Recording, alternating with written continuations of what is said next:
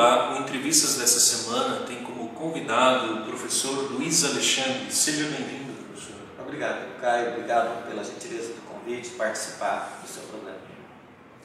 E o tema dessa semana é a teologia e o consumismo.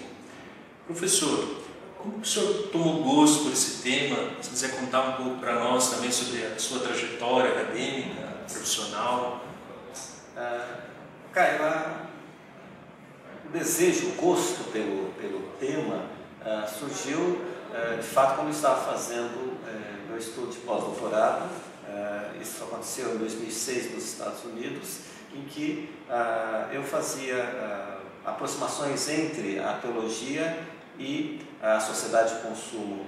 Como é que a sociedade de consumo atingia as igrejas? E a partir desse momento eu comecei a analisar não só alguns aspectos que aconteciam dentro das igrejas, né?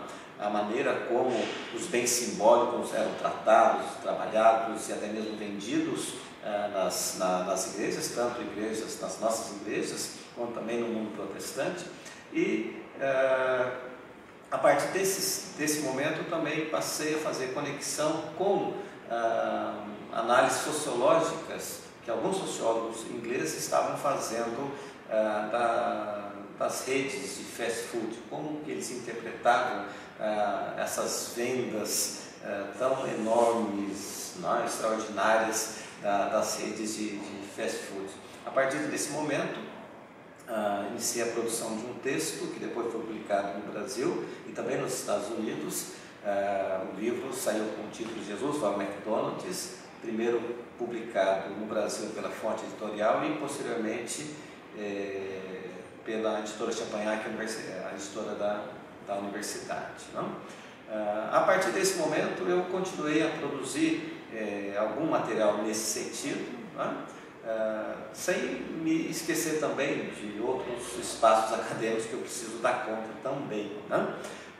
Então, hoje eu trabalho desenvolvendo algumas percepções nessa área de espiritualidade e consumo, como é que nós podemos produzir uma espiritualidade que seja mais pé no chão, né? Que nos ajude a resolver os grandes problemas dessa modernidade líquida que está diante da gente, e também produzindo textos que procuram aproximar a realidade social e política do ponto de vista da transformação dessas realidades a partir da teologia, ou seja, como que a teologia pode ter uma função social na realidade conturbada, anacrônica, complexa que a gente vive. Não? A minha formação acadêmica é praticamente toda ela construída ao redor da teologia. Não?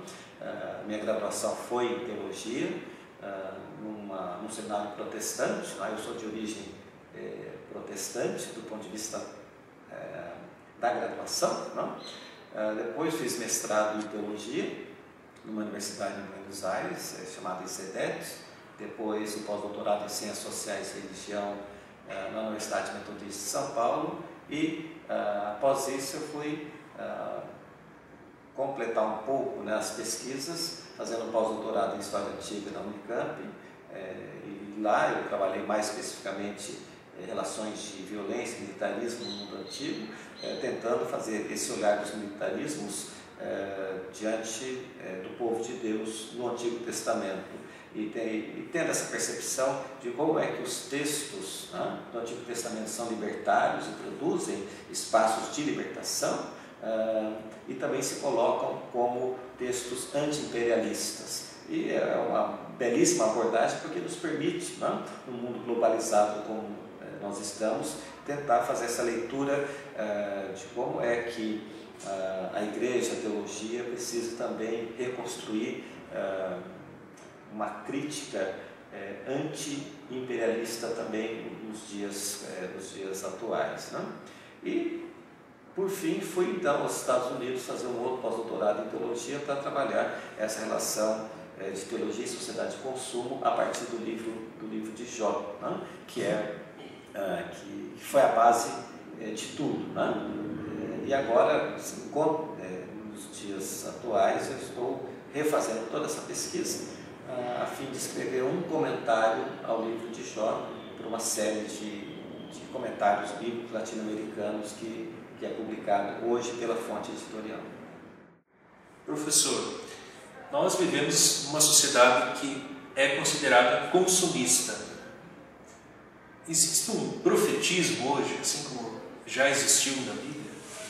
Caio, acho que, antes de mais nada, é importante afirmar que a fé deve ser pensada a partir da sociedade. A fé inserida dentro do contexto social. E todo contexto social é necessariamente conflitivo.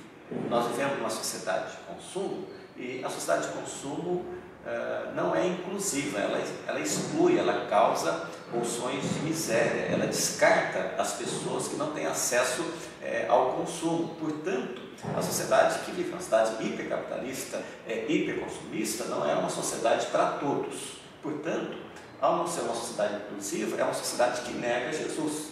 Ela é anti-Jesus, né? Ela é anti-reino de Deus, ela é anticristo nesse sentido simbólico da afirmação. Portanto, o caráter profético, né, é tremendamente necessário para a vida da igreja. Assim como os profetas no Antigo Testamento traziam em seus discursos uma forte crítica social contra a liderança, contra o judiciário, contra o comércio, contra a religião, nós também precisamos ver emergir contemporaneamente profetas na nossa igreja ou nas igrejas que tenham condições de pontuar, tá, essas mazelas da contradição social que estão afetando o povo brasileiro, o povo que vive na periferia, porque haja vista que o conceito de periferia, o conceito de pobreza, não é um conceito de fim. Periferias e pobreza são construções sociais. Tá?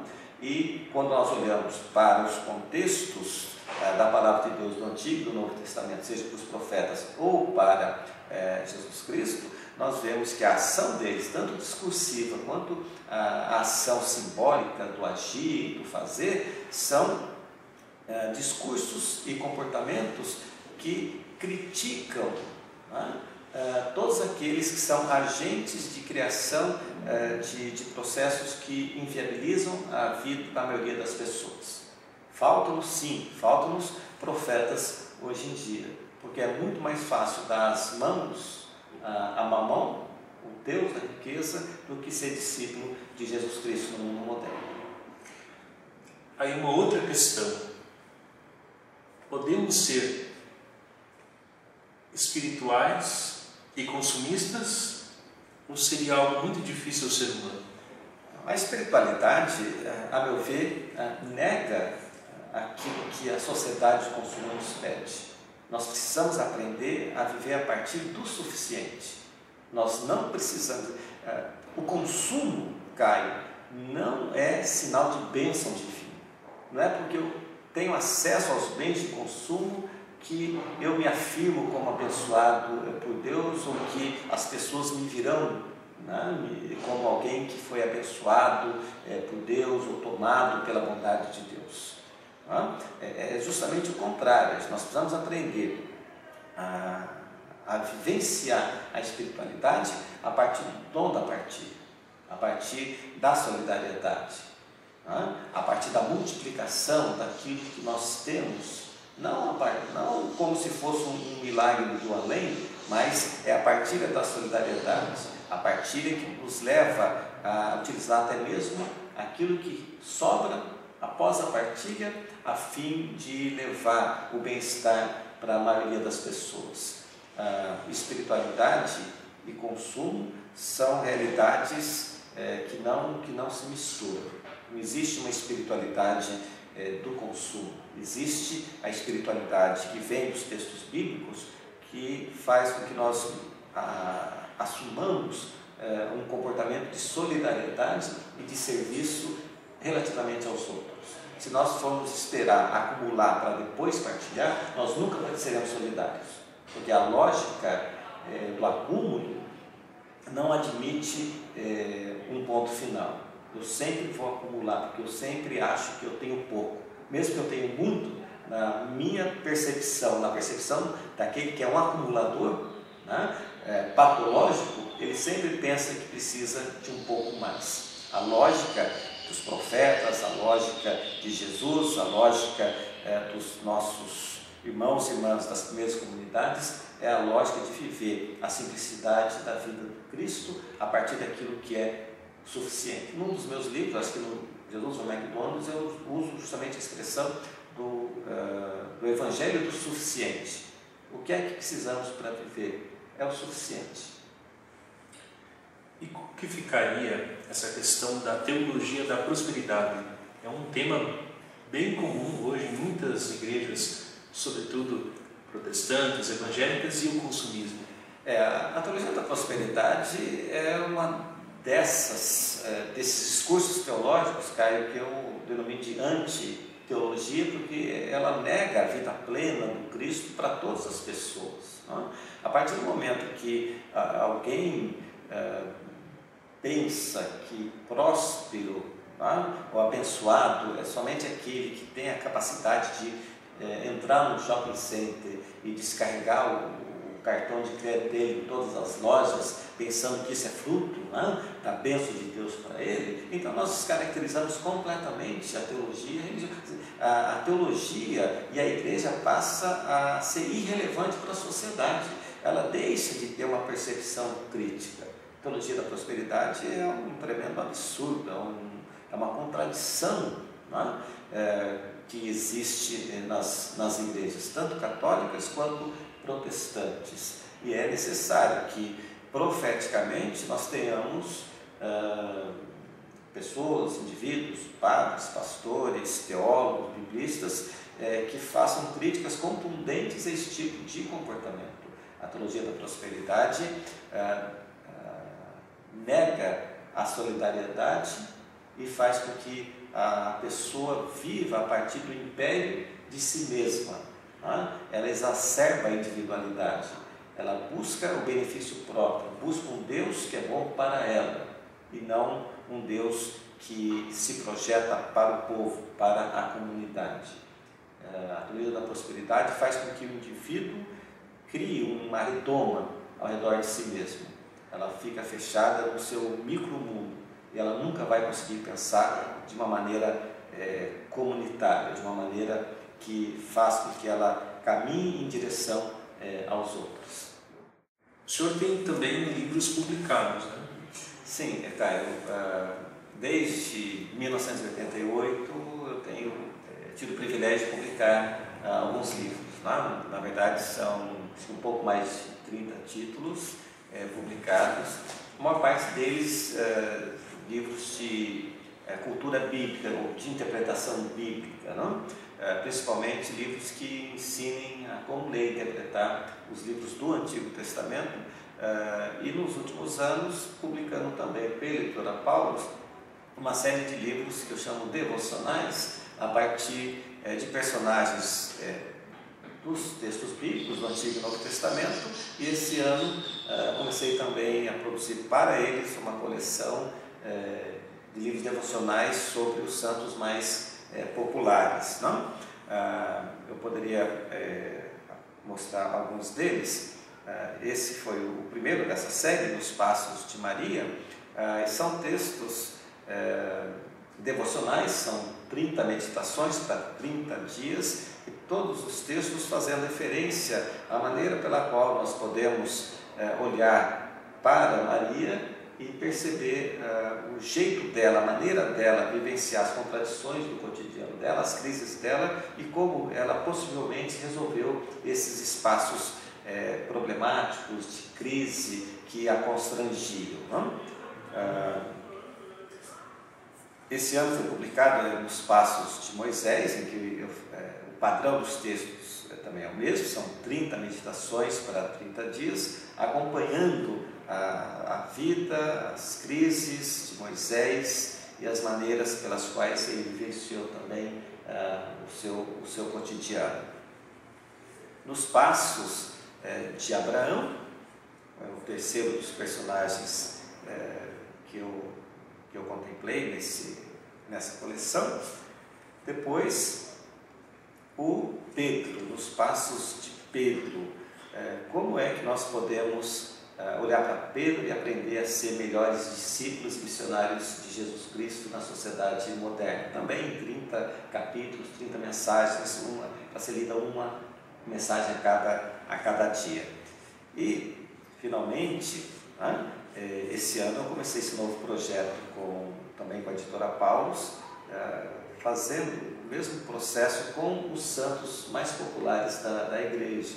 E esse foi o primeiro dos passos de Santo Antônio, buscando perceber nele, no dia a dia dele, como é que nós podemos perceber a humanidade de um santo, e no caso especial de Santo Antônio, que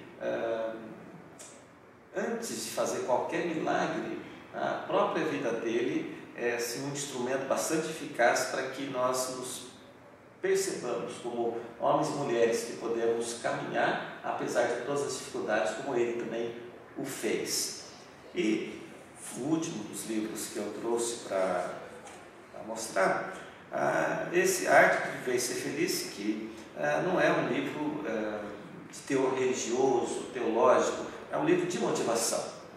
São 3 os livros de motivação que eu publiquei pela editora Paulus, e esse é um livro que nos ajuda a perceber a maneira pela qual nós podemos construir a felicidade a partir de dentro, como alguma coisa que nos dê sentido e finalidade de vida. É um livro muito interessante, um dos livros que eu mais gosto. Ele já foi publicado em espanhol e em coreano, e em português já está na quarta edição. Um livro muito significativo, utilizado e orientado, recomendado, melhor dizendo, por psicólogos, para seus pacientes e assim por diante. E se alguém quiser fazer contato com o senhor, como que pode fazer? Caio, são 2 as formas. A primeira, um contato mais pessoal, através do meu e-mail, luisalexandrerossi@yahoo.com.br, e também todos aqueles que quiserem podem acessar o meu site, e ali tem todas as capas dos meus livros, a sinopse deles, e também o endereço das editoras, www.luisalexandrerossi.com.br. Então, muito obrigado pela sua entrevista. Caio, eu que agradeço a gentileza, a bondade do convite, e me coloco à sua disposição para quando houver necessidade.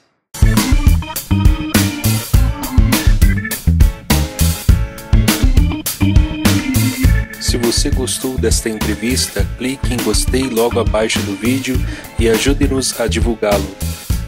Aproveito para convidá-lo para acompanhar as novas entrevistas que serão publicadas neste canal. Para acompanhá-las, clique na palavra inscreva-se que você vê aí na tela.